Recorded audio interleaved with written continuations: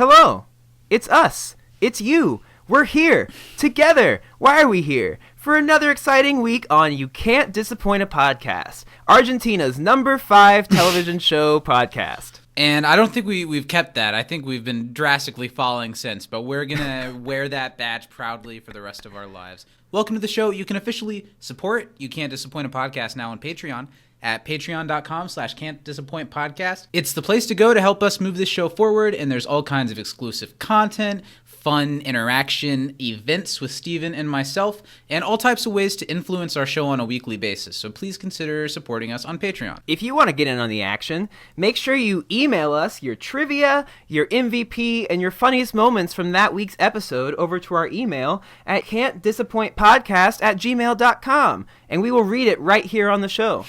We sure will, even if you beg us not to. Also, hang out with us on the socials every week off the podcast. You know, we're on Facebook and YouTube under our podcast title. You can also find us on Instagram at Can't Disappoint Podcast and Twitter, where we probably do the most of our jovial lollygaggery at You Can't Disappoint. So come hang out with us over there. Yeah, make sure you you smash that like and subscribe button. Give us that attention that we so desperately crave. Yeah, throw us your hearts, your wallets, and a couple kisses here and there, and we'll keep on pushing out this baby of ours that we call You Can't Disappoint a Podcast.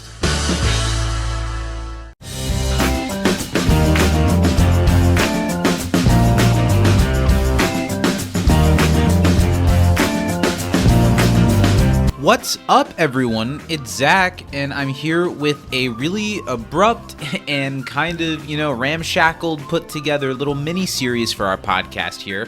We're calling it the You Can't Disappoint a Podcast Patreon preview series. Bwah, bwah, bwah, bwah. This is all just a commercial, so if that is annoying to you, we'll be back on Monday with our regularly scheduled community content.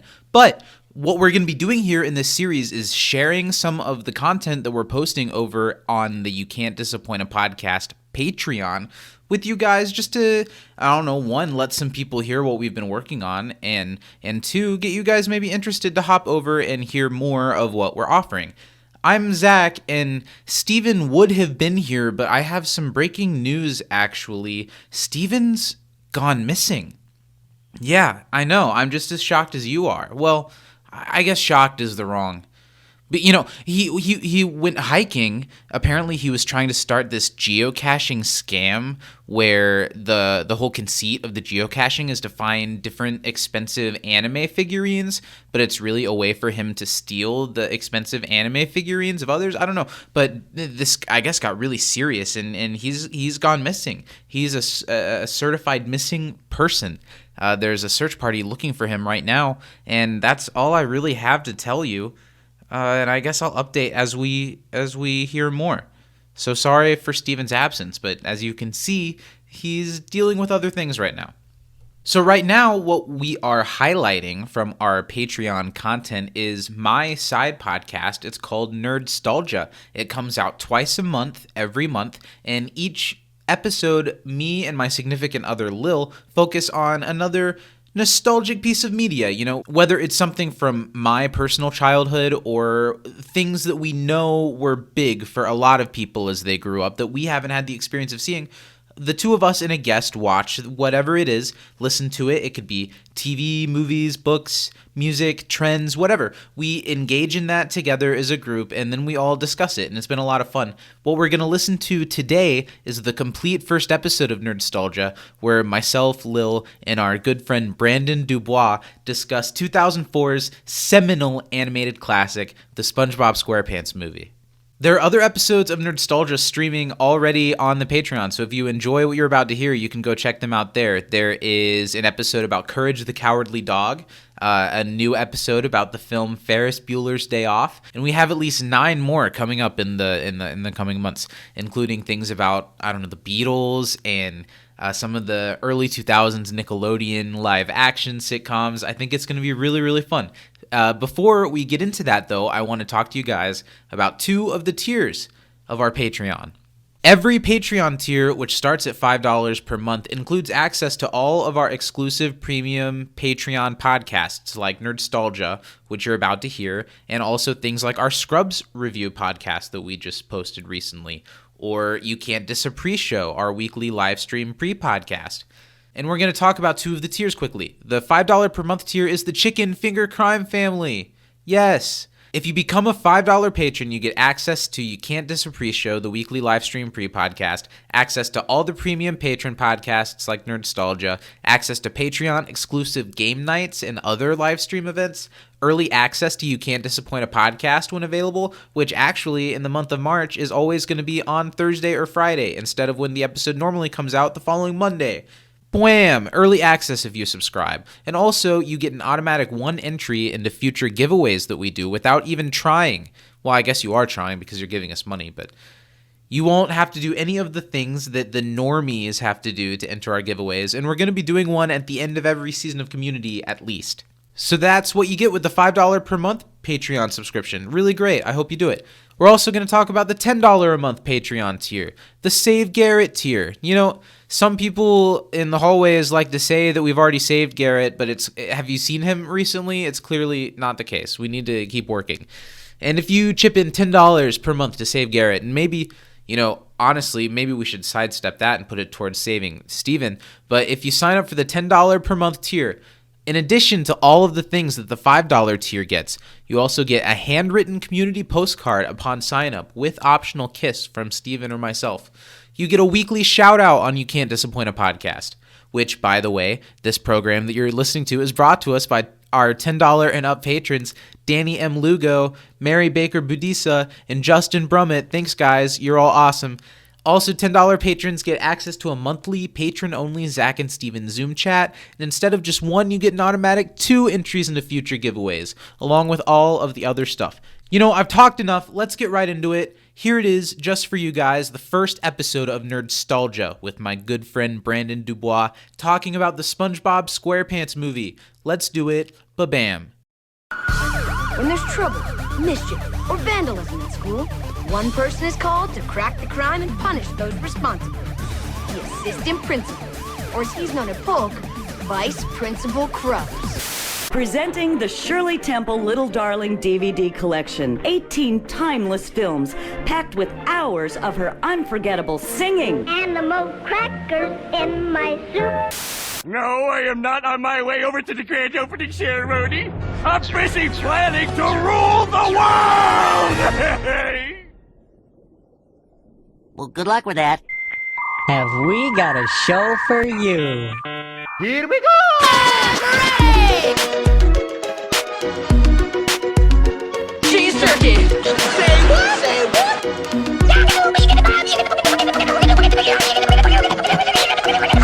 No amount of therapy will ever make this moment okay. Destroy us all! Destroy us all! Destroy us all! I have a mighty need! What a fine day for science. Topeka's hot, my toe is hot, pick it. And now for our feature presentation. Hello and welcome to Nerdstalgia. Yes, the show where we take a close look at all of the things that make us feel joy as a young child and hold it up to the cold light of day of being alive in 2021 and see if they actually hold up or not. Yeah? Yeah. What should we call this? Should we say, let's step into the nostalgia den, the nostalgia bureau, the nostalgia bistro? Where are we right now?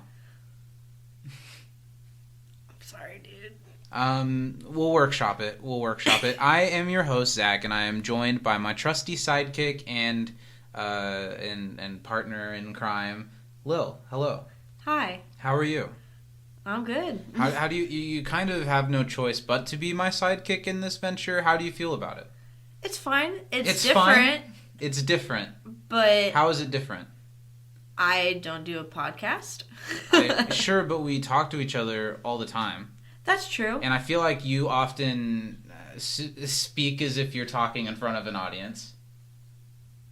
Bleep. What? So what do you mean? What do you mean? It's fine. What were you saying? All right, we'll workshop that too. Well, I'm glad you're doing it.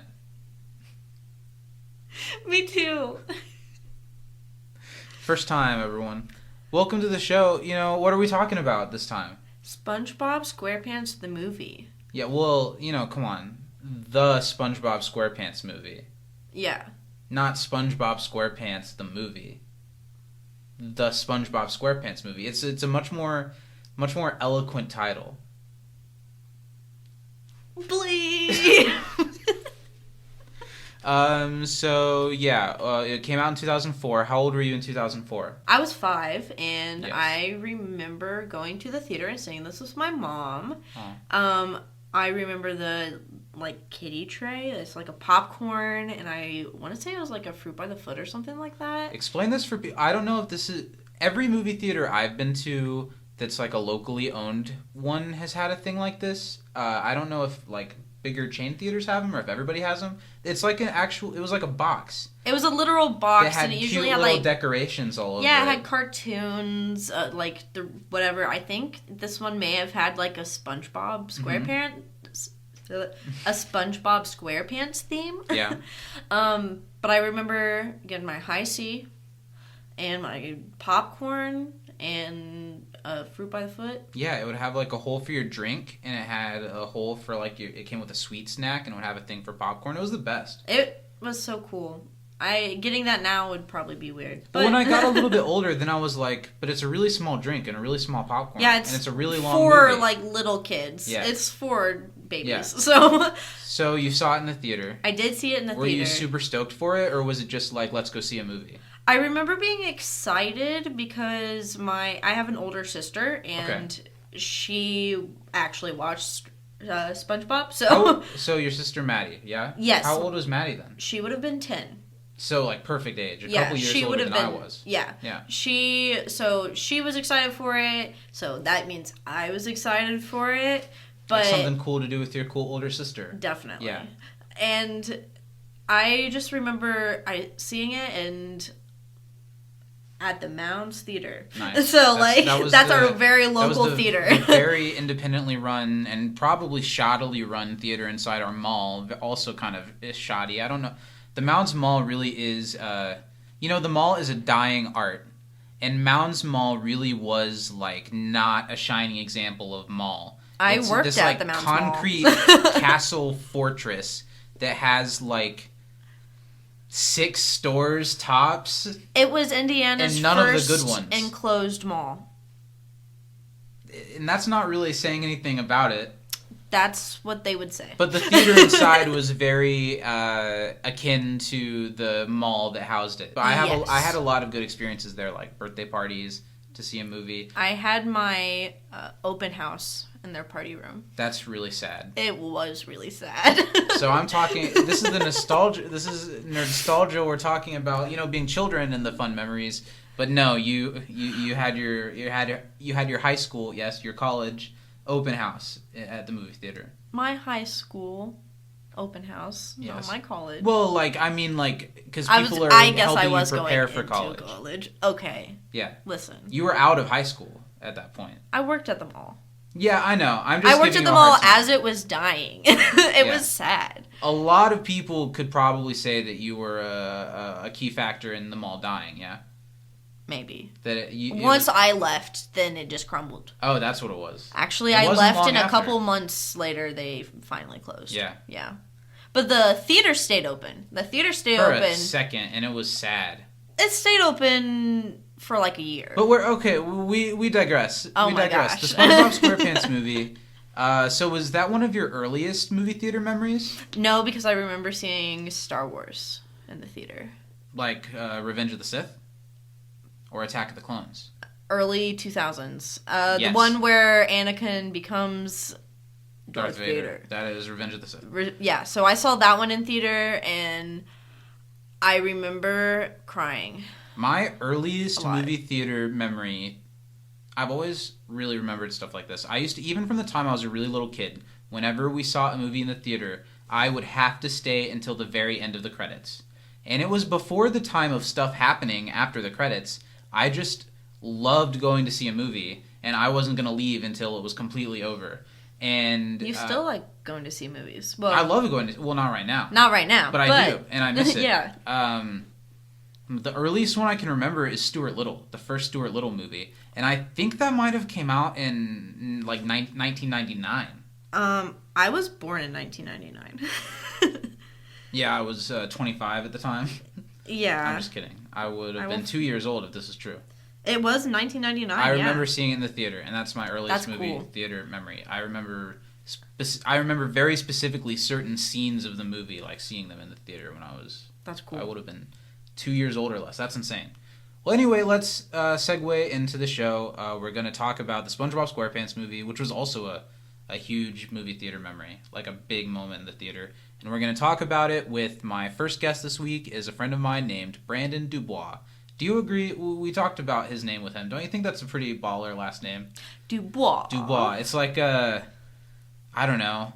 One night only, live at the Roxy, Brandon Dubois. You know what I mean? It's one of really those marquee fancy. names. It's a showbiz name, and he's a showbiz He's guy. got the flashing lights. He's a theater friend of mine who is a talented performer, and we talked about SpongeBob, and it was a lot of fun. It was, yeah, definitely. So we're going to go into that.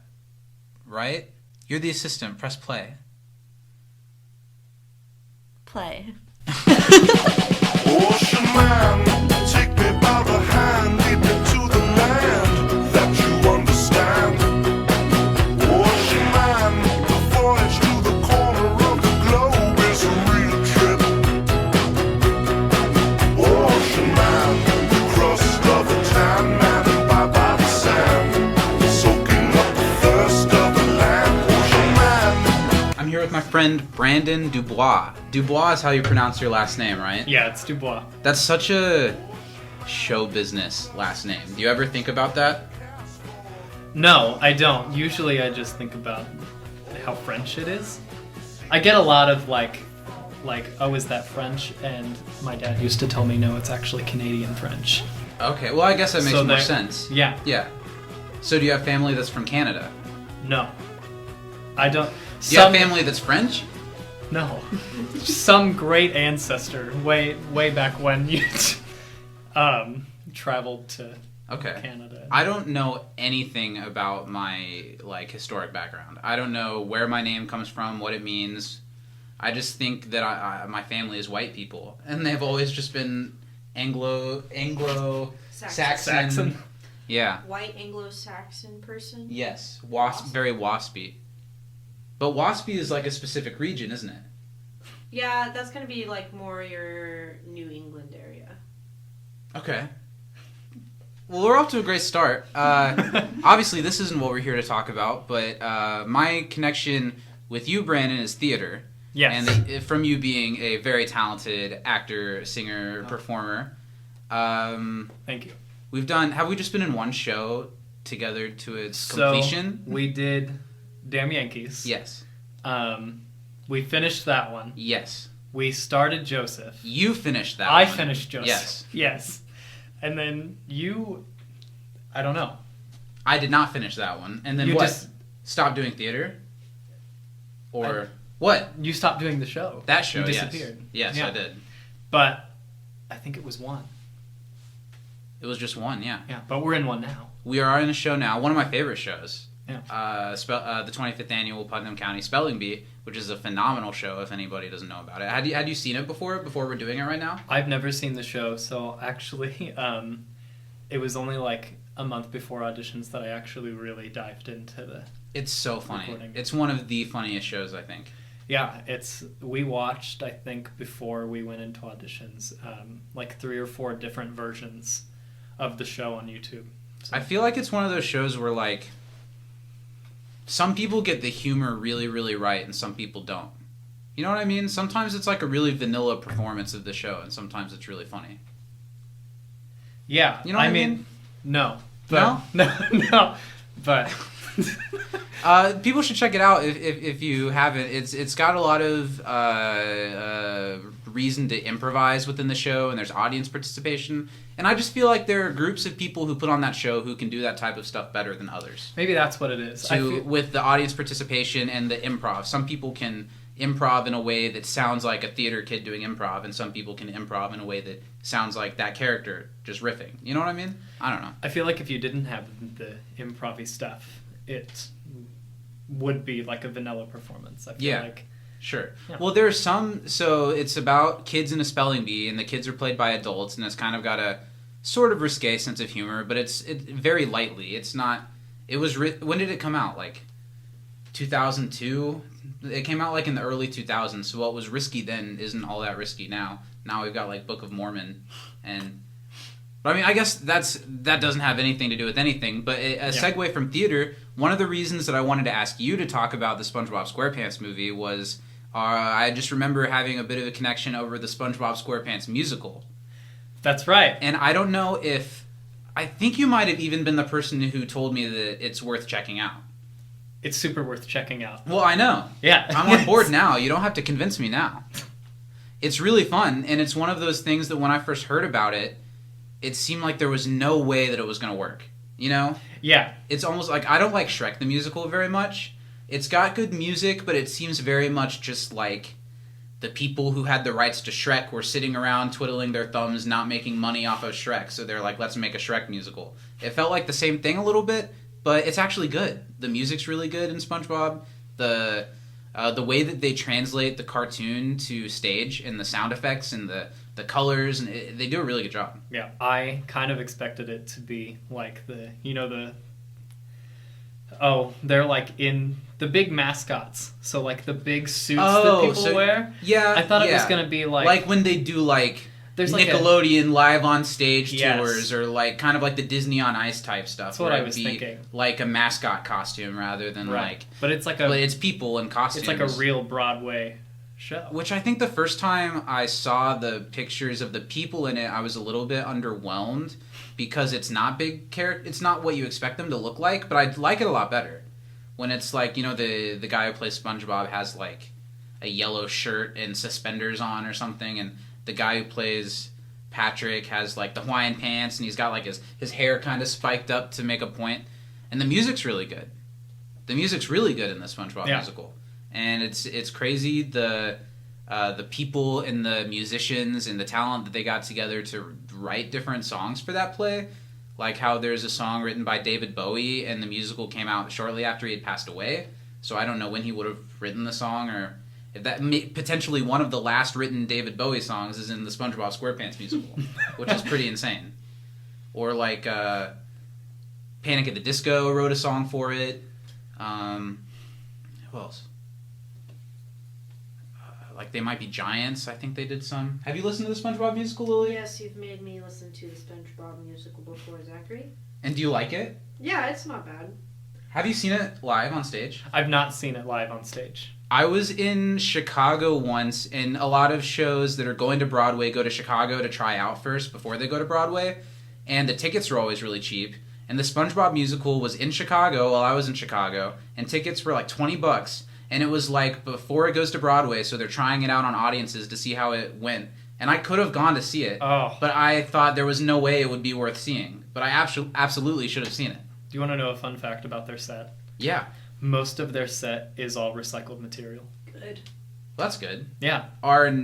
Is that something that's like widespread through professional theater? Are more people trying to do stuff like that? Oh, I don't know. I don't know. Yeah. But SpongeBob SquarePants the musical. Yes. Their set is. That's pretty cool, and their set is really cool. And probably my favorite thing about that show is the sound effect guy. How like when they filmed it on Nickelodeon. There's like a filmed, almost like Hamilton Disney Plus version of the SpongeBob. Have you watched it? I've not watched it, pretty but good. I know they did it. I know the sound effects guy. So like whenever SpongeBob is walking, they do like wham, wham, wham, yeah, wham. Yeah. Or I really like the like sad little bit of music that plays whenever something happens. It happens in the movie, and I can't really. It's like doo doo. You know what happens when someone's like frowning. I don't know. All the sound effects that make the show what it is are in the musical, which helps a lot. But I guess let's talk about the musical. Yeah, we're going to talk about the SpongeBob movie, but that was my thought process behind asking you to come do this, because I remembered that you were kind of geeked about the SpongeBob musical. Yeah. And okay, so another thing that I didn't mention about us being friends is that I had a small part in you and your wife meeting each other. That's right. And I remember you and I talking about the SpongeBob musical and Lauren being like, that sounds awful. No. And is that not true? Is that not true? No, or it is right? true. Yeah. I can't get her to give it a like chance. the SpongeBob musical. No. But she really likes Shrek. Well, I know she really likes Shrek, yeah. Yeah. Yeah. But I cannot get her into the SpongeBob musical. I don't know, it is really immature and silly in the way that SpongeBob is. But when it's done right, it's really funny. And sometimes it's not done right, so it's not so funny. But in the musical, it definitely is. Have you made her listen to the soundtrack? I've had her listen to a few songs, but there's like a special few that I really like. So for anyone who's listening that likes SpongeBob but has never seen the SpongeBob musical and like me originally thinks it would be terrible, what's the song that's like really special? Best Day Ever. So that was one of my... Whoa! That doesn't count though. No, because it's not original to the musical really. Like they put changes on it, but that song is old. Okay, well I feel like it counts. Just okay. Because it adds. But there are some really good songs in it that there aren't are other from old good episodes songs. of SpongeBob. Like I really like the Mr. Krabs and Pearl song a lot, where Mr. Krabs singing about how great money is, and then Pearl comes in halfway through and like absolutely belts and really surprises with how good of a voice she has. I do have one that I really like. Okay. And it's Squidward's song, I'm Not a Loser. That's a really good song. Yeah, I really like that one. SpongeBob and Patrick's BFF song is pretty good too. Oh. Yeah. Yeah. It's a good one. That'll be a fun show when community theaters are able to do that show. Yeah. I think probably a lot of high schools and colleges, yeah. we'll be looking to do that But show. even I think community theaters could have fun with that too, because you could find a good excuse to have a lot of kids in that show. You could adults to teenagers could play a lot of the characters. But the SpongeBob SquarePants movie, which we're talking about, came out in 2004. How old were you in 2004? Do you know what month it came out? I got you. In 2000, I was born in 97, so I would have been like 6, 7-ish when the SpongeBob movie came out. I would have been 5 or 6. I was 5.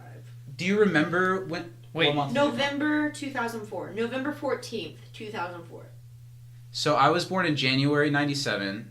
So now I get to do math. This is really fun podcasting when I'm thinking inside of my brain for a portion of it. 98, 99, 2000, 2001, 2002, 2003. You would have been like 7. I was 7. You should have so just added you would 2 have been years more like to my 5. age. Yeah. 5? Yeah. 5. Well, we're making it way more difficult. We're doing the counting on our fingers. And Were you born in 98 or 99? 98. 98. So I was born in 99. I always just add a year to the current year, and that's my age. Good job. I don't think I'm gonna remember that. 3 years. Do you remember when the SpongeBob movie came out at all then, or were you still kind of too young? Do I remember when it like exactly when it came out? Not like what day did it come out, but do you remember when it was getting ready to come out and it being a really big deal and being advertised and like the toys and? I remember it being a big deal after it came out. Like when it after theaters. Yeah. Yeah. Like after theaters, because I remember us getting it on DVD, I think. I remember, because SpongeBob really for the first 6 years of the 2000s or whatever was huge. It was like a big part of my childhood. I was definitely a SpongeBob kid. And it's hard, and I feel like a lot of people find it really annoying, and it's hard to and I can totally see why people would think it's annoying. But I think for, I don't know, especially, I don't know, kind of young, dorky white guys who liked funny stuff in that era, like SpongeBob was tailor-made for me, at least, I feel. No, yeah. And even as an adult, it's one of those few shows that the older episodes in the movie, they still make me laugh really hard and make me laugh in new ways than from when I was a kid. Did you watch a lot of SpongeBob as a kid? So I watched some SpongeBob. My mom thought it was really annoying. So if she came into the room and we were watching SpongeBob, she would turn it off or she would change the channel. I was more of a Cartoon Network kid. Oh. Yeah. So I really liked Foster's Home, Courage, Sure. Teen Titans, that type of stuff. And I didn't really start watching Nickelodeon and probably till I was about older, and I was watching Nick at Night. Yeah. And catching like the Cosby Show and Can't Rosanna talk about Cosby bleep, Show. bleep, and bleep. Probably so. won't do an episode about the Cosby Show or Roseanne for that matter. Yeah. I think I was more like a Nickelodeon and Disney Channel kid. But I kind of watched all of it. I just always loved TV and stuff that made me laugh. I played outside like a normal kid. Oh, no. No, can't relate. Yeah, I had my Game Boy. Yeah. And, yeah. I had a PSP. So you would go outside and play video games. Yeah. Yeah. Was SpongeBob one of the favorite cartoons growing up, or was it more background noise? No, I loved SpongeBob. Yeah. I think there's, like you said, there's episodes that come on now and then that really just like hit home to me. Yeah. Yeah. I'm trying to think of a good one. The one where they're selling chocolate. Yeah, that's a great one. I love that. I always loved the episode where Patrick is sad because SpongeBob keeps getting a bunch of awards, and Patrick's sad that he never got an award, so he like dresses up and starts acting like SpongeBob and like follows him around to his job. It's the one with the lid. Oh yeah. But for our age range, SpongeBob is like a meme machine where, I don't know, other generations have Monty Python, or other generations have, I don't know, whatever old people like to quote when they hang out together. Excuse me. People our generation could literally get together and just have a conversation using SpongeBob quotes, and we'd all laugh our ass off. Yeah, it's hilarious. Yeah? Yeah, no, I mean... And the movie, I think, is especially chock full of all those moments. Just watching it now, it really surprised me. So many moments that I remember being like SpongeBob canon, quote with my friends moments, are in the movie. Like a ton of them. I was thinking that when we watched it. I was thinking there's a lot of the bits that are in the movie are a lot of the ones that I quote more often, just because... Well, I remember, I guess you were a little bit younger when it came out in theaters, but I remember really specifically when it came out in theaters and how big of a deal it was and how excited I was to see it, and how when you went to see it and it was just a theater full of kids, it felt like so liberating, you know? Yeah. Being in a room full of kids, watching the SpongeBob movie, and a moment that's always stood out in my memory my entire life is I remember all of the kids, the part in the movie where SpongeBob steps on Plankton, and Plankton's like, I'm trying to take over the world, and SpongeBob says, well, good luck with that. In the theater, when it came out, all the kids said, well, good luck with that, with SpongeBob as it happened, because it was in the trailer. So it was like this room full of 100, 200 kids so excited, quoting the movie that they're watching for the first time. I don't know, that's like SpongeBob Mania was like in effect. It was such a big deal. Do you remember like like Burger King had like the SpongeBob watches? I do remember the toys. I think that was for the movie. Yeah, I remember the watches. I don't think I ever had one. I had a SpongeBob watch. I don't remember if I had one or not. I probably did.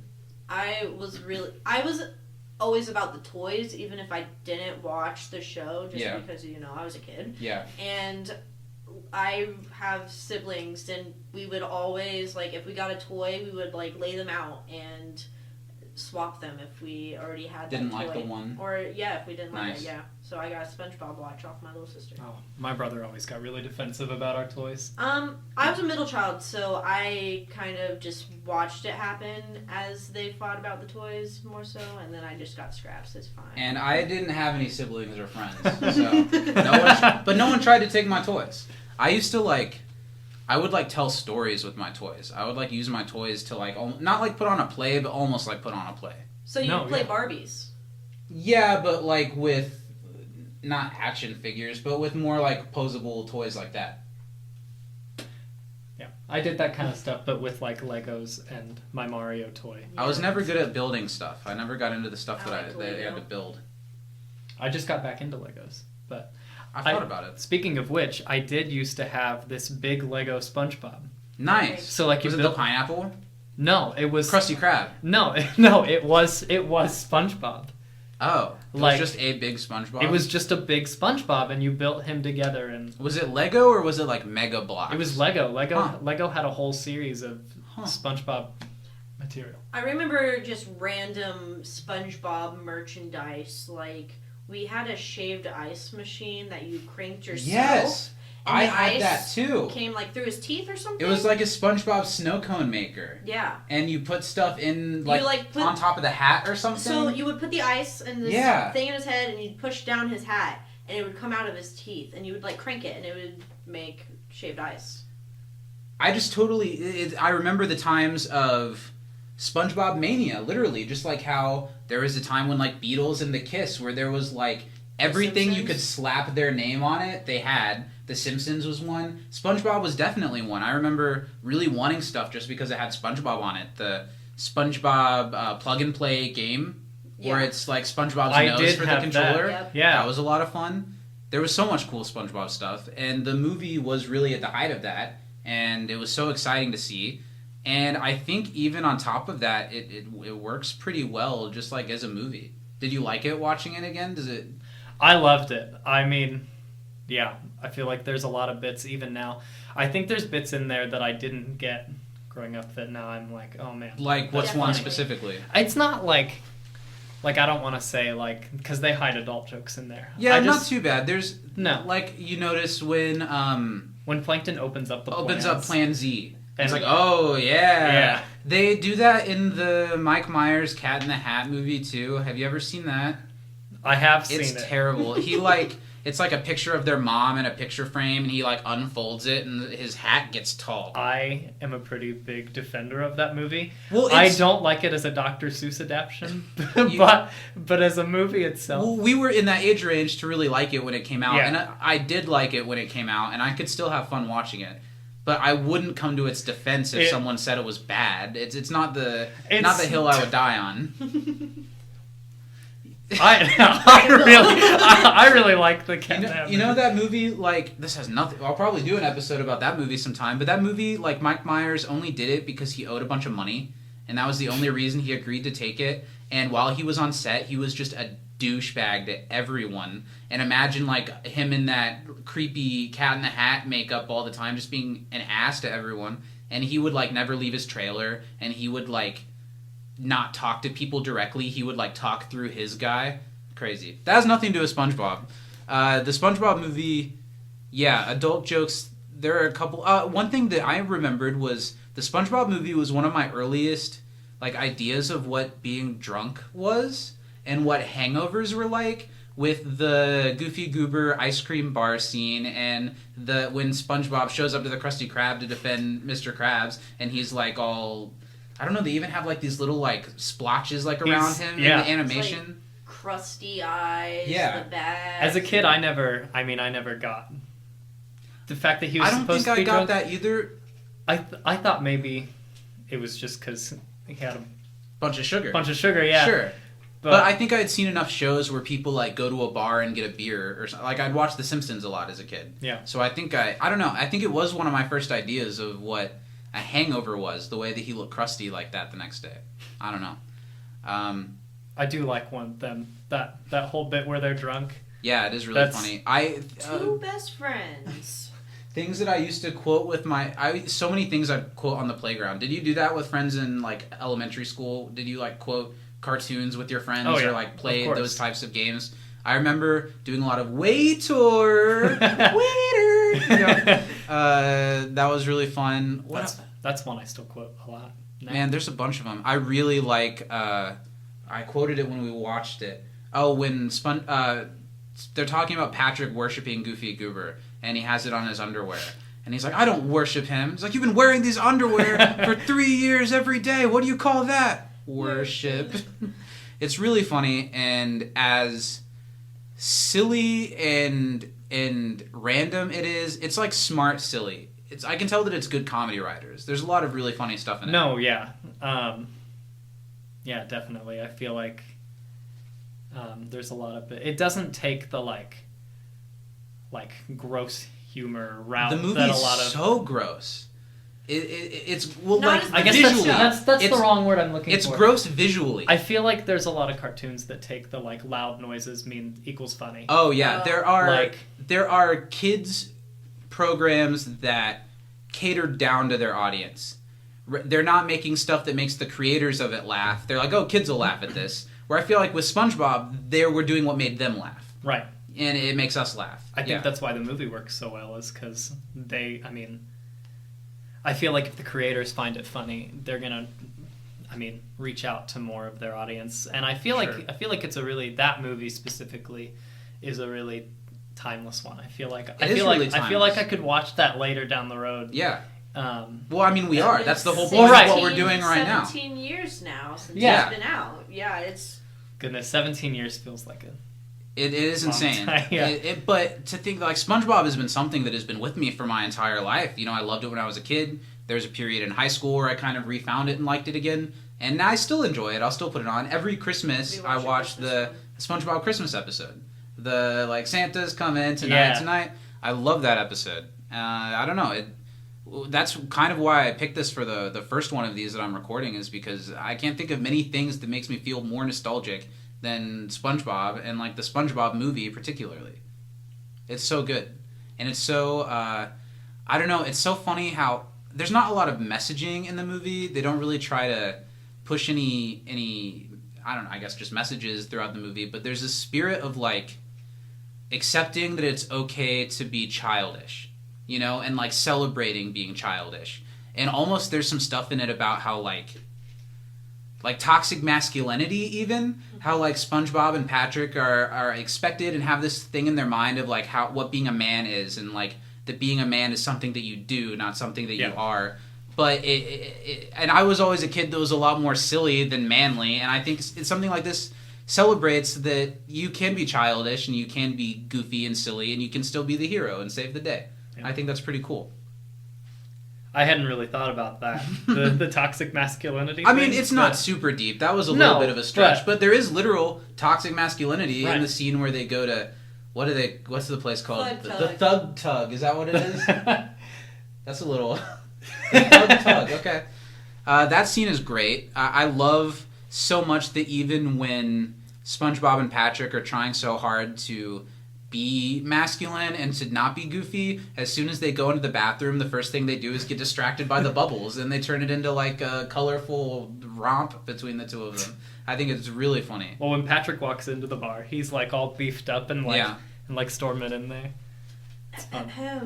May I have everybody's attention, please? I think another thing that stands out from this that you don't get so much in animated movies anymore is how good the animation looked. When we were watching it just now, it's so bright and crisp is almost the word that I want to use to describe it. You know? And the faces of the characters are so expressive, and the things that they do to I don't know, there's just so many different variations of how SpongeBob and Patrick look throughout the movie. Different angles, different shapes, different facial expressions, when they're drying up underneath the heat lamp. There's just a lot of really cool variations of animation. I think is really cool. I love... Let's see. Another thing that I think of from when I was a kid is I remember when the biggest deal in the entire world is Plankton gonna get away with the secret formula. I remember when they used to push that all the time. And there would be so many event episodes of SpongeBob that were is Plankton finally gonna get the secret formula? What's gonna happen? So I remember that this movie... It was a really big deal, thinking oh my god, Plankton's got this Plan Z, and he's going to finally get the formula. Did you ever think of stuff like that? Was Plankton going to get the formula? Did you think, yeah. I feel like sometimes I might have been, but yeah. I feel like...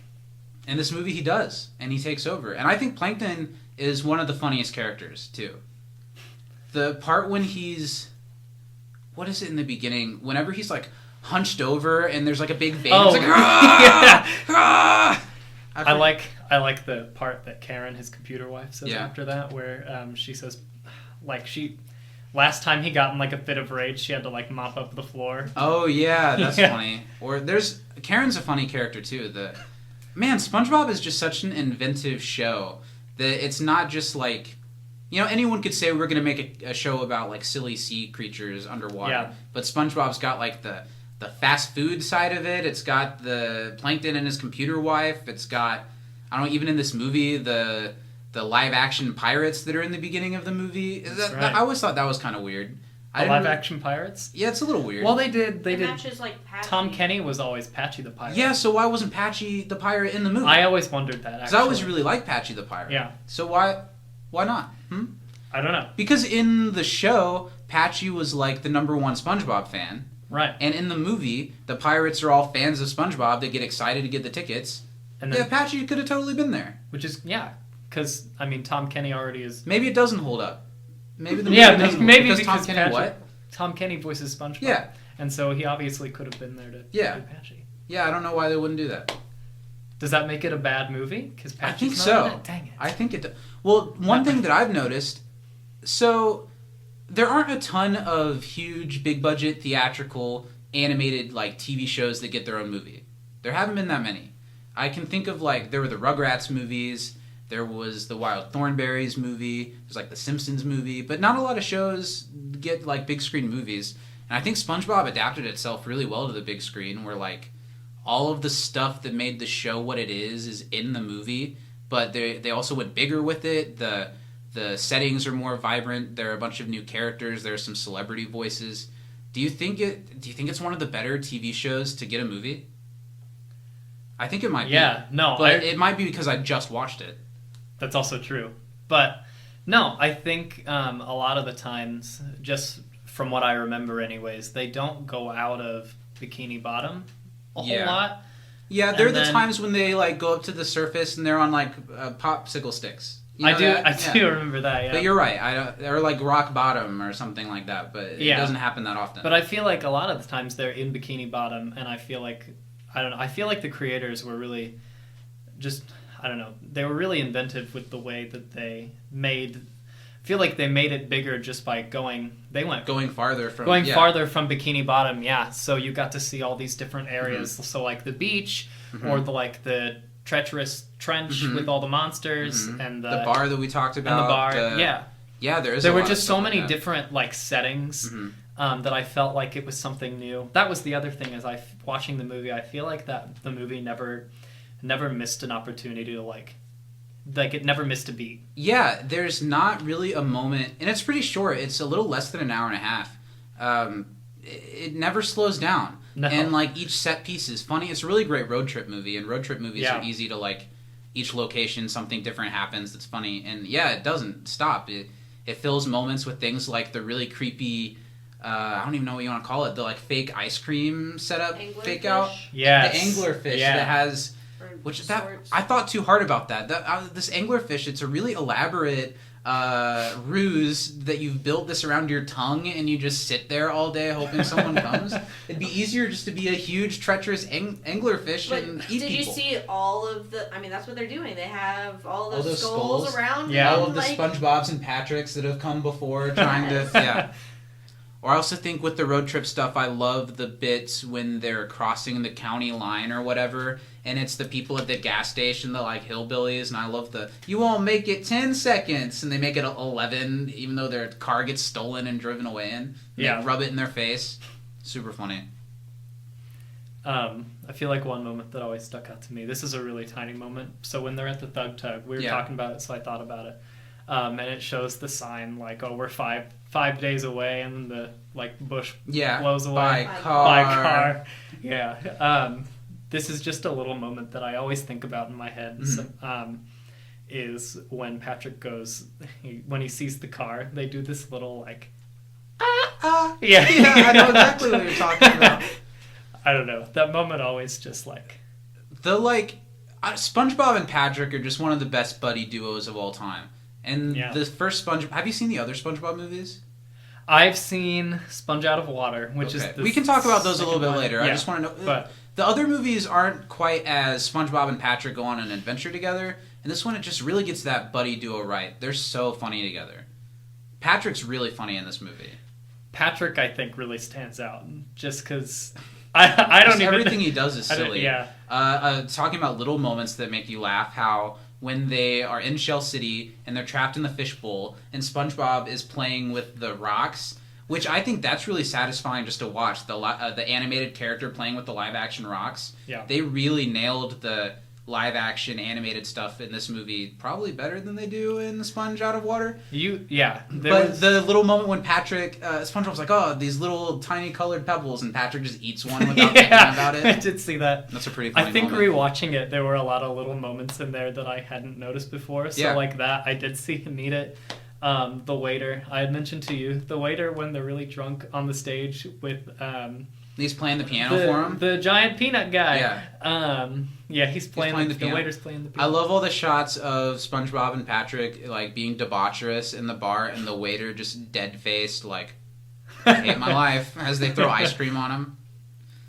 That was really funny. One thing I noticed is that they pack in so many things from the show, but there are a couple of things that are missing that I think are kind of weird. Like Sandy's not in the movie hardly at all.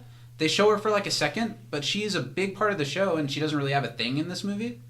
I mean, yeah, Sandy's not there. They show her like getting one of Plankton's mind control buckets or something like that, but that's about it. I don't think she really talks. On a hamster wheel, when they come back and they shoot the helmets off, she says a remark when she gets her helmet shut off. But that's probably the only line she has throughout the entire movie. You're right.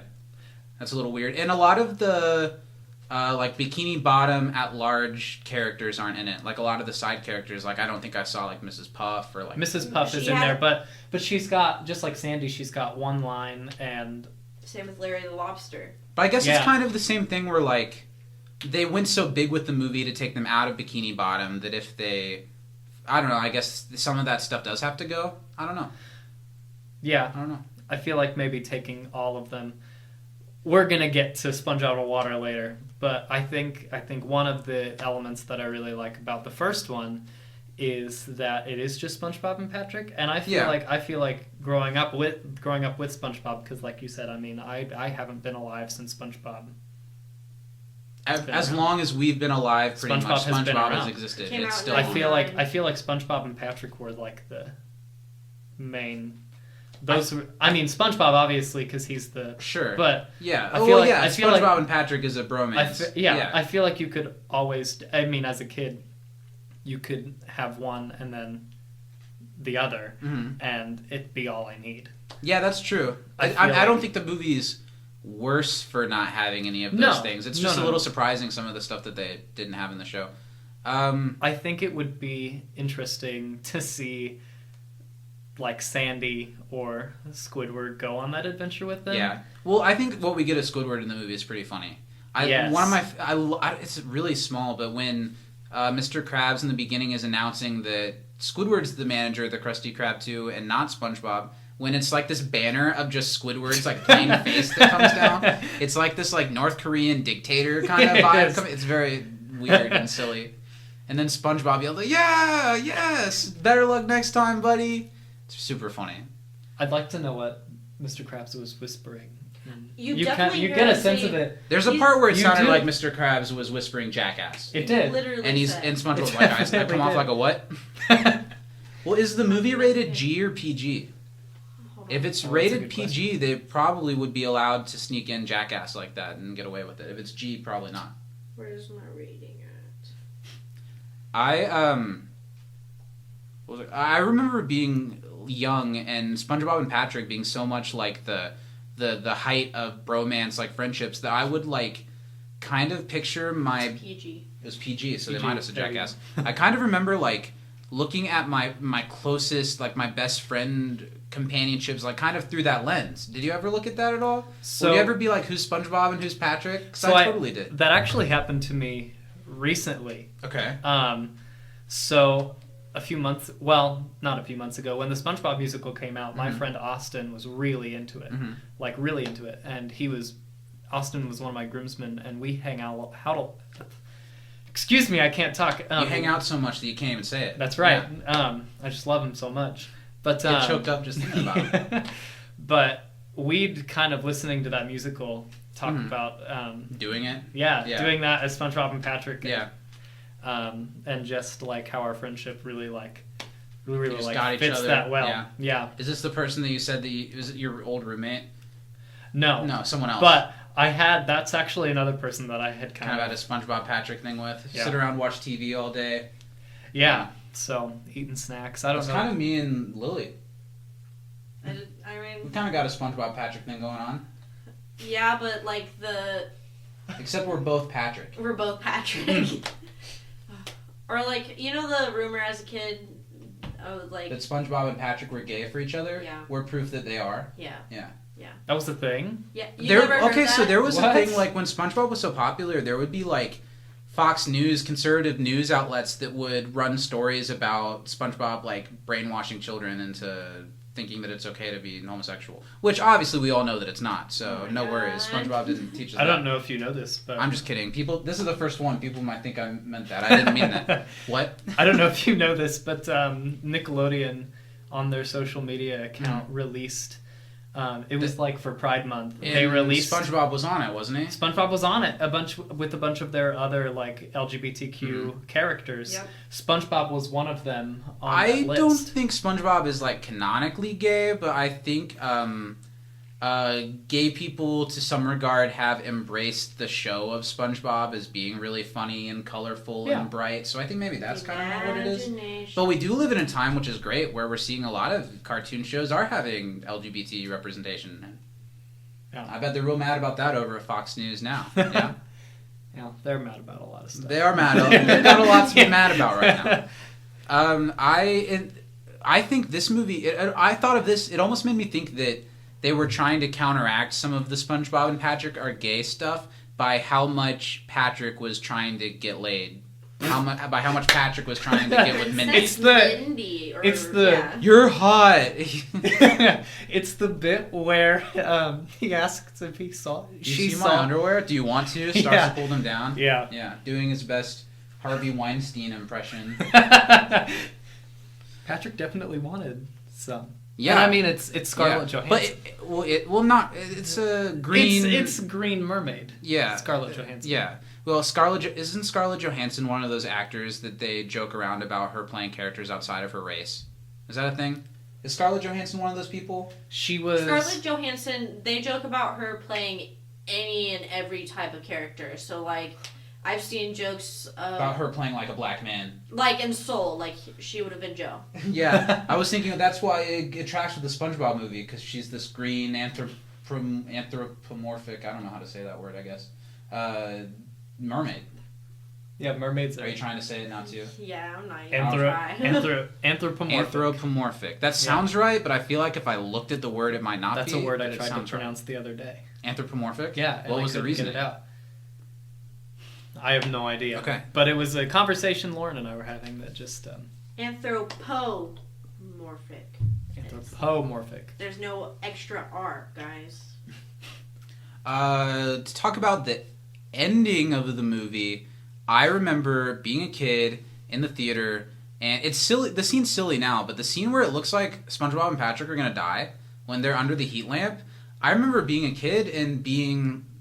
not crying, but feeling like, oh my god, they're about to kill SpongeBob and Patrick. I do remember that feeling. I remember... I think I knew that they wouldn't, but it was like, what are they going to do? I remember I wasn't able to think of like a scenario of how they would get out of that situation. And the scenario that they used to get out of it is extremely silly. The tear that forms a heart and runs perfectly down the wire to the electrical outlet to start the smoke alarm, which brings all the dead fish back to life once they get wet. Which is strange. But I mean, it's about talking fish, so I mean... All right. I did think about, when we were watching it, the implications that they're already dead, and then the water brings them back to life. Yeah. They just need rehydrated. And then they go outside before they meet up with David Hasselhoff, and there's no like, oh, it's starting to get toasty. They're just... It's just... Yeah. Yeah. I'm sure that sun was probably close... The beach sun was probably close to the heat lamp. It was a pretty sunny day. Come on. So... The goal of this show is to look at these old nostalgic things and see if they still hold up as an adult. And I was so certain that this would be one that does, but I think it does. Yeah. No. But I remember being really upset and thinking that something bad was going to happen to SpongeBob and Patrick. And also, I can't not talk about, because I heard you singing along to it, the song. The movie ends with the song "Ocean Man," which is a song by one of my favorite bands now. Ween. Yeah, you like Ween? That's the only song I know by Ween. Well, Ween is one of those bands that people take acid and go to their concerts and trip on acid to the weird music. Their music's really weird. They do a bunch of different... They play around with different genres, and they do stuff that sounds bad but was meant to sound... They're just a really weird, quirky... They also have like good music that you would not expect a band. They're to make that really music. good, but they're really non-traditional. Yeah. They're really non-conforming to stuff. And They that just song, mess around. Ocean Man, was Steven Hillenburg's inspiration for SpongeBob. Was it really? Yes. Oh my So gosh. that song comes before SpongeBob, and that was Steven Hillenburg. I don't know if he was doing drugs or was on acid, or he might have been if he came up with SpongeBob. I heard that song, and it gave him the idea of this bright, happy little sponge boy, and I can kind of see it. And Ween also did the loop-de-loop and pull, and your shoes are looking cool. Oh my gosh. They did that song for SpongeBob since Huh. they, yeah. Oh, that was cool. That was really engraved in the back of my memory. Yeah, and the you loop-de-loop singing and it pull. just Yeah, really. well, I listen to wow. Ween all the time, and on Spotify sometimes that song will come up in shuffle, and it'll be nice. Is that song on Spotify? Yeah, I'm it's gonna like have the part like over and up, round and round, pull them back. I don't know the actual words. Do you know what I'm talking about? Yeah, I know what you're talking about. So Ween's good, SpongeBob's good, and I love that the movie ends with that song. I think that's such a cool ending when we didn't really talk about the whole Goofy Goober Rock thing, the like big epic. I loved when he essentially became Prince. Like Yeah, the big show-stopping, flamboyant rock number that like he's finally taken back that he's a kid. And then that's not the end of the movie. There's still like a little scene, and what actually ends it is when he like pumps his fist up in the air and he's the manager and Ocean Man plays. Classic John Hughes, Yeah. Oh, what is the very last joke of the movie when Squidward says, "Oh, you're not going to take it because you learned so much on your." Yeah. Is that the very? That's end? the very last joke, and then SpongeBob takes it from his hand and takes the manager. I remember being so obsessed seeing it in theaters and loving it so much. And you say you remember getting the DVD. I remember that I was always so big on movies. I had to get the DVD like the day it came out. Yeah. And I'm pretty sure for the first week at least, I watched it on repeat over and over and over again.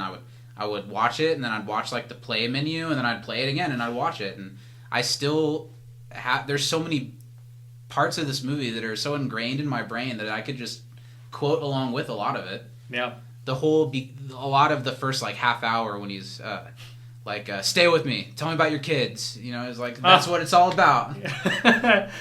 You know, when we started it, I forgot that that's how that opened up with the dream crime, dream like crime scene where he comes in with like the big leather boots and or all the paddy wagon stuff is so classic, and the you don't need a license to drive a sandwich. Yeah, I thought about using that tagline for this podcast. You know, like you Really? don't need a license to drive a podcast. What do you think? I like it. Yeah. No, Lily doesn't vouch with it. No. So, last couple things to talk about, I guess. We mentioned wanting to talk about the SpongeBob movie sequels. So you've seen Sponge Out of Water. I've seen Sponge Out of Water. And you seem like you don't like it that much. I don't know. I feel like it's just not memorable. I feel like it's definitely memorable with like the superhero stuff, but it's not memorable and funny in the way there weren't that... enough things in it that made me want to go back and watch it again. I feel like the first SpongeBob movie, there's so many things in it, and maybe it's just because I remember so much of it. And that's what I want to get at the crux at it. Is that what it is? Because Sponge Out of Water's fine. Yeah. And I remember when it came out, we were all like, "Oh my god, this live-action superhero SpongeBob thing looks terrible." Yeah. And then it's only like 20 minutes of the movie. Most of the movie is underwater. Traditional bikini bottom animation. There's some stuff in it that I think's really funny. Like there's this bit about as soon as there's no Krabby Patties, and like at the snap of a finger, the entire Bikini Bottom turns into this like post-apocalyptic wasteland, and they're all wearing like leather. And Mr. Krabs is like, "Mr. Squidward, I hope you like leather." And it, like I don't know, there's some little funny bits, and like the really trippy like time travel scenes, and there's like a trippy song that plays. It's fine, but it's not the same. It's not as funny. It's not as memorable, and I wonder why. And the new SpongeBob movie, which is called Sponge on the Run, is entirely computer animated, and the animation is really cool, but even more so, there's almost nothing in that movie that did anything for me. There were maybe a couple laughs, and is it just because it's not for us anymore? Or is it that, you know, we talk about, in the first movie, the creators were doing what made them laugh. Do you think it's because now they're just keeping the machine rolling, or, I don't know, do you think it's us? Do you think it's them? I don't myself think it's us. I think I think even as an adult now, there's things in there that I still find funny. Yeah. Like there's jokes that I still use now, and I mean, the fact that those jokes are timeless. Like I feel like there's some kids movies where I go back and I'm like, well, that would have been funny when I was this old, but now it's just kind of, I feel silly if somebody was to walk into a room and. But if someone walked in on you watching the SpongeBob movie, you'd be like, this is funny. This is Sit great. down and watch this. Yeah. I feel like Sponge Out of Water. Gosh. Sponge Out of Water, yeah. Sponge Out of Water, thank you. I feel like, I don't know. The computer animation was weird. I remember really liking seeing the 2D animation in the first movie out on the like live action beach and it's not the same with the CGI animation. No, And there's this really weird in Sponge Out of Water when they're all on land. At first, they still look like the SpongeBob characters before they turn into the weird superheroes or whatever. And they're like, I don't know, they're like pushing over people and they're like interacting with the humans on the beach and like the people aren't really noticing them, but they're kind of noticing them. It's weird. It works better when it's a world separate from its own. Yeah. And in this movie, you get a hint of like, or like in the show when they're the popsicle stick people, like how scary the land is to them, and they don't know a lot about it, and they get up there for a little bit. But when they actually are there and like interact with like a food truck or whatever they do in that, it's weird. It is super weird. I don't know. It just felt. It didn't feel like classic SpongeBob. No. It didn't feel like I feel like the first SpongeBob movie I can definitely like compare to liking it as much as like some of the older SpongeBob episodes. I feel like Sponge Out of Water, I don't know, it just loses that like magic for me. I think Sponge Out of Water when it came out, it was at least a little bit better than what SpongeBob the show was doing. I think it was like sort of a pleasant surprise. Yeah. But it doesn't have the rewatchability. Well, I feel like SpongeBob the show now definitely isn't as popular as it was. Well, I don't know if it's not as popular because I still think Nickelodeon, it's 4 hours of every day's schedule of television, but I think they mostly show those old episodes. I don't think people care that much about the new episodes of SpongeBob. They still make new episodes of SpongeBob, and I've noticed, because we've watched new episodes... I still tune in every now and then just because I'm a nostalgic person. And what I was going to say is, like, the first movie as compared to the other two, it does feel like in the first movie they kind of pandered to the children and the parents. Yeah. So they're getting There's humor nothing for the parents anymore. No. Nothing for the parents anymore. It's definitely just a kids movie, and since we've known SpongeBob for so long and known the type of jokes that he could have, even if they went over our head, then it makes it disappointing when they don't try. It is kind of disappointing because, like, when we watched all three movies during the pandemic, and I don't know, the first one, very enjoyable. Watching it again this time, still very enjoyable. The second one, the third one even, is, like, worse. It's, like, bad. And that's what makes me so sad is that SpongeBob is one of those things that it still makes us laugh. We still engage with it as a kid. It's absent-minded, goofy humor that appealed to us as absent-minded kids. I mean, I'm still kind of an absent-minded adult. I know it's, like, a really popular, like, kind of stoner culture show. It still makes us laugh because it's funny. And when they put out new stuff and it doesn't make me laugh, it makes me really sad. And it was one of those moments of I'm getting old when we were watching the new SpongeBob movie and nothing about it was making me laugh. And I just remember turning to Lily at one point and saying, I don't think this is made for us anymore. And that's sad. Because it could be like Toy Story. Yeah. Toy Story 4 was great. I love Toy Story. And it was made for the adults just as much, if not more than, for the kids. But that's neither here nor there. There are a lot of cartoons now that do that. Yeah. Which is great. I mean, I really like Adventure Time. Well, cartoons aren't exclusively for children anymore, and I don't think they ever really were. I don't think they ever were, especially watching older cartoons. I think they went through a period where, like, when I say older, I mean like 90s, early 2000s. They used to become daring. It is daring and risky. Yeah. And then there was a part where I was like smoothed out, and it was for the children. Cartoons are for kids. Yeah. Well, I think we saw a rise of... things like, often female religious groups that would complain about things that were going on in shows. I think there were a lot of upheaval, like a lot of concern about what children were watching. So a lot of what we were getting for a while was kind of mindless. Not that SpongeBob isn't mindless. SpongeBob's super mindless, but it's funny. TV is kind of mindless sometimes anyway. You talked about, for this movie, the animation being really crisp and really nice. I really also really like that. I don't know if you've seen, I'm sure you have, some other cartoons that are out now. They really have pandered more to like the easy to draw, really fluid. Well, what it is that a lot of animation is done digitally now. And whereas it used to be every single frame was hand-drawn, and now it's like they do... Zach literally sent me a meme like yesterday of that Cartoons exact. then and cartoons now. Yeah. It's because a lot of animation, especially for TV shows, that they put out so much content and it's hard to animate. It's more like they have digital like models of each character that they can like manipulate. And it's not so much that each frame is like lovingly and originally drawn and created. And that shows in the SpongeBob movie that everything's drawn really, really well. Yeah. And like I talked about, the facial expressions I think are really thoughtful, and there's almost never a moment where they're just straight faced. They're always like doing something. There's always something that they can do with, and the animation is great. I miss animation like that. It's a really high energy movie. It is a really high there's energy never movie. Well, like you said, there's never anything that's not on screen that's not like engaging.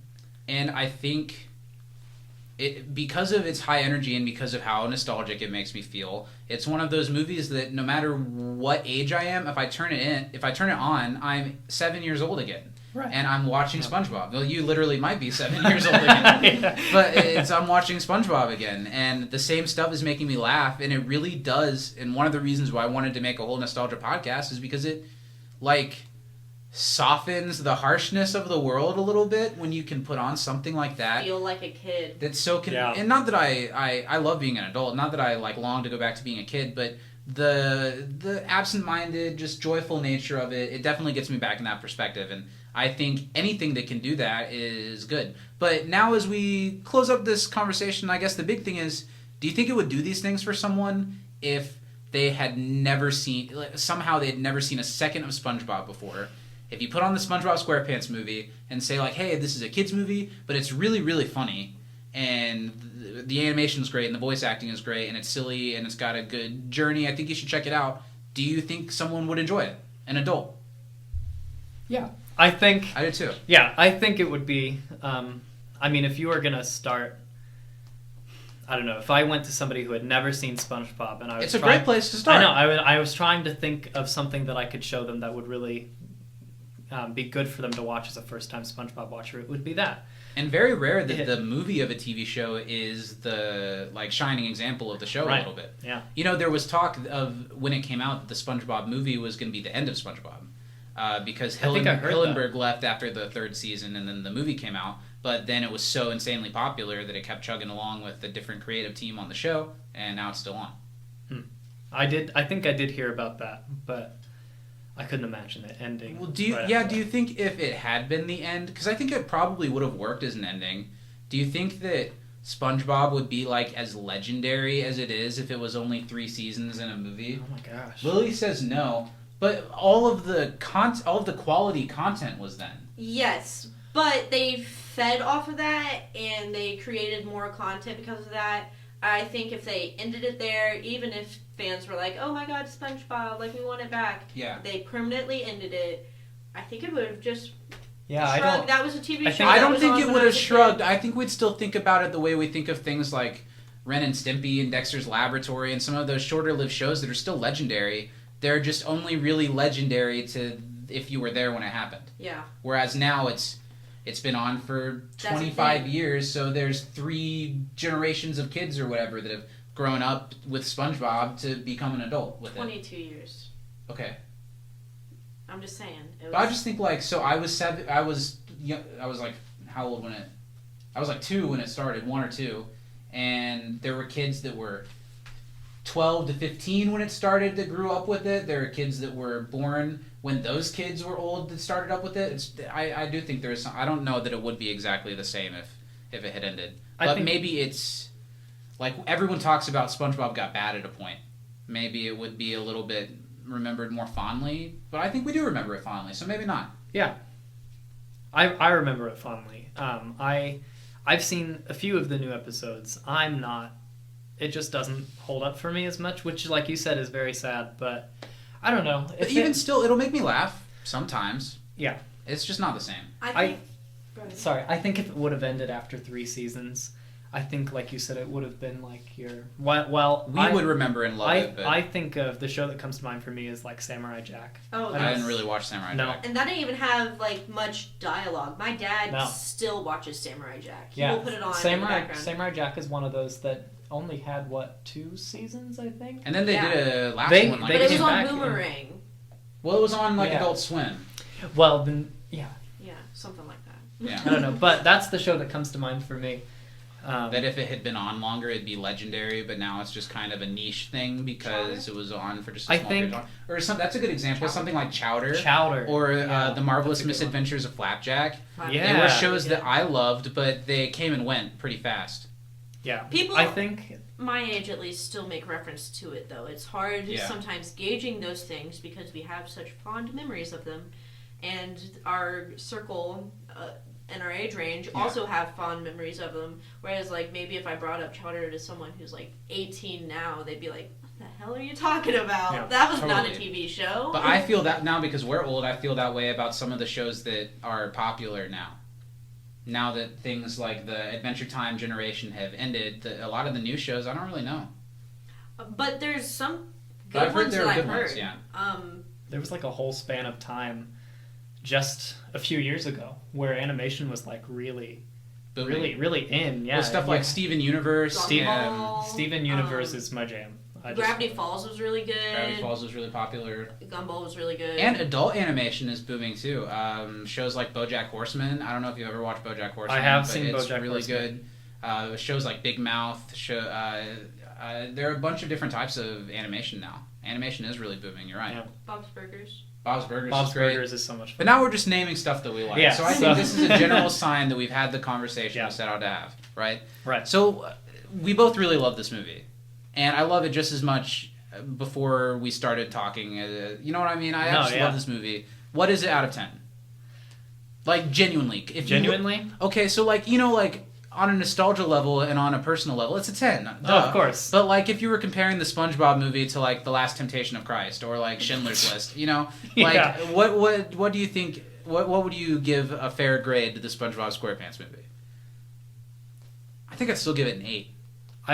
That's what I was gonna. I was thinking a 7, but yeah, 7 or 8 is where I was thinking. I think it's really hard to compare to something like the Schindler's List. On this level, Schindler's List is about a 5. SpongeBob about an 8. Okay. Yeah. Yeah. Schindler's List nowhere near as funny, you know. It's like what? No, what? Well, I was thinking. Yeah. It's like comparing the SpongeBob movie to the Holocaust. Oh my god! to the boy. The Holocaust would be a 5. Have you ever seen The Boy in Striped Pajamas? Yeah. I think they missed a lot of like there could have been a lot. It could have been more a lot comedy funnier. in it. Yeah. It's rife with comedic potential. We should stop talking. But what do you say? 8? Do you say higher than 8? No, I would give it an 8. Yeah. Solid 8. Yeah. Yeah.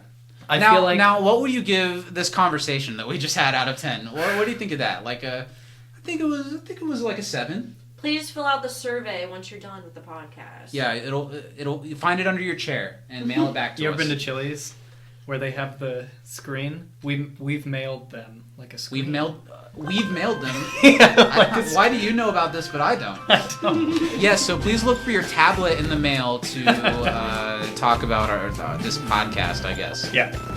Well, this has been really fun. Yeah, it was fun to talk to you. We'll talk about other stuff again sometime. Yeah, I would love that. Thank you. All right. Thanks, Brandon, for coming. Thanks to everyone for listening. And now it's the awkward part where the conversation ends. Goodbye.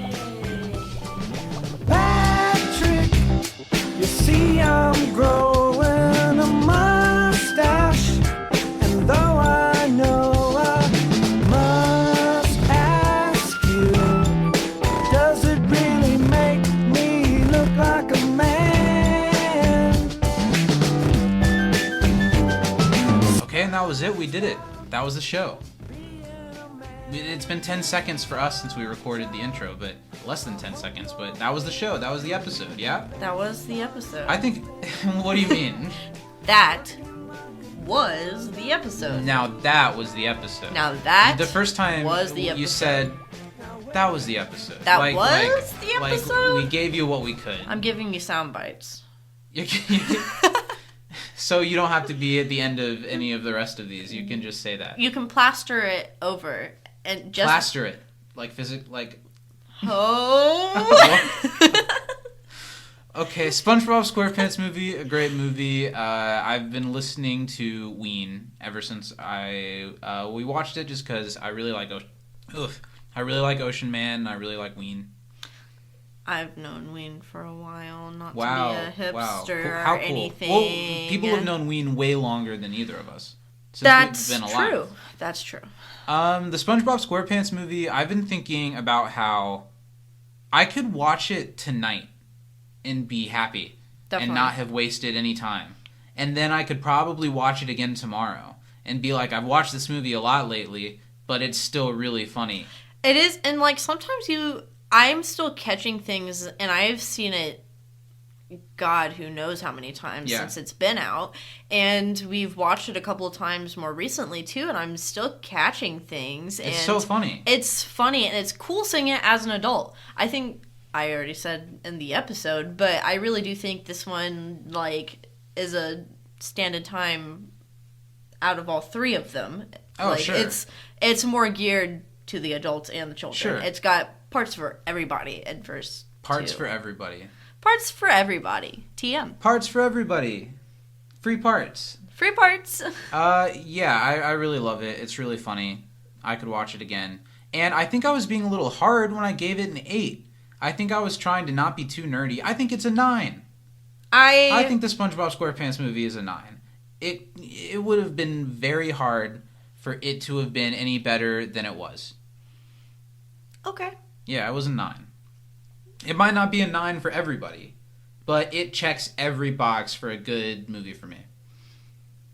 This podcast, however, what do you think? We'll workshop it. We're working on it. We're working on it. What do you mean? I'm working on it. I don't think it was that bad. I'm working on it. Speak for yourself. I'm working on it. I thought it was great. I'm excited for the next one. It'll be out when it's out, and you'll just have to deal with it. All right. Not you, the people. All right. Thank you, everyone, for listening. We will see you next time. Goodbye. You want to go find our SpongeBob Save Life machine? What? Yeah. Well, I don't know what you... I heard you want to go find our SpongeBob machine? Take it one more time. Marker, take 2.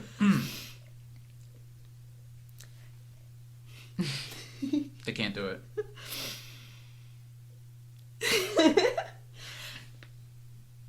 Hey. You want to go find our SpongeBob SquarePants marketed shaved ice machine? You still... I know you still had trouble with it. I have a lisp. Find it. You think it's around here somewhere? I actually do think I have... Mine's in my parents' attic. It has to be. Okay, let's go do it. What flavor? We don't have any flavoring, so just dust regular and mothball ice. flavored at this point. Yeah, let's do it.